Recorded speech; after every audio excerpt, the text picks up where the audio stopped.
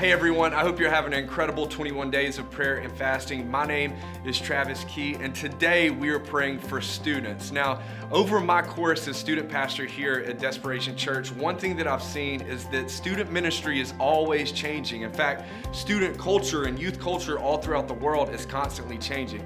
The type of student that we're reaching today is vastly different than the type of student we were trying to reach 8 years ago. Or maybe if you're an adult watching this, you can even think and see now of how students are just completely different than even how you were when you were a student. So we've always got to be on our toes, but the one constant inside of that is how we pray. We can always be praying for our students, for our young culture that we have. You know, I think of one of my favorite verses is 1 Timothy 4:12. It says, "Don't let anybody look down on you because you are young."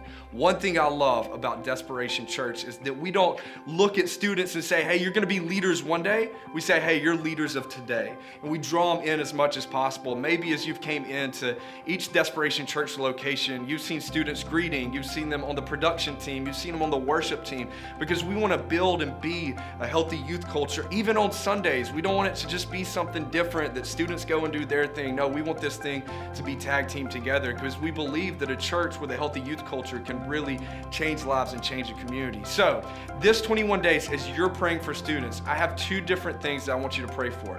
Number one, pray for the students that we already have. I think of our vision verse, our vision passage that we have, Isaiah 61, in verse 3, it talks about building great oaks of righteousness. That's always been my prayer for the students that we have. We don't want students to just come through our church or come through student ministry and just exist in the world. No, that's not what a great oak of righteousness does. A great oak of righteousness doesn't exist in the world, it changes its world. One of my favorite things and blessings as a student pastor is that when I see one of our students go off to college, and the first thing that they do before class even starts, they try and find a life-giving local church, just like Desperation Church, because they know the value that it does for them and for their soul personally. So we want to build great oaks of righteousness. So pray for the students that we have currently here in Desperation Church, that we can steward them to the best of our ability. And then number two, pray for the students that we haven't reached yet. Our student team, we were doing some research, and there's over 18,000 students in the areas that we represent. Now, as healthy as things have been around our church, student ministry wise, that should put it in context that we have a lot of work to do. You know, if you think about the verse Luke 10:2, it says that the harvest is plentiful, but the workers are few.